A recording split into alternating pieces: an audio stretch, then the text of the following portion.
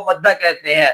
یا مدہ میں آپ نے پڑھا کہ یا ساکن ہو اس سے پہلے زیر آ جائے اس کو یا مدہ کہتے ہیں، لیکن واو لین اور یا لین، واو ساکن ہو اس سے پہلے زبر آ جائے اس کو واو لین کہتے ہیں، یا ساکن ہو اس سے پہلے کیا آ جائے زبر آ جائے تو اس کو یا لین کہتے ہیں۔ واو لین جیسے ابھی دیکھیں آپ آگے پڑھیں گے مالک یوم الدین، دیکھیں یوم، یوم، اب واو ساکن ہے اس سے پہلے زبر ہے، اس واو کو کہتے ہیں واو لین۔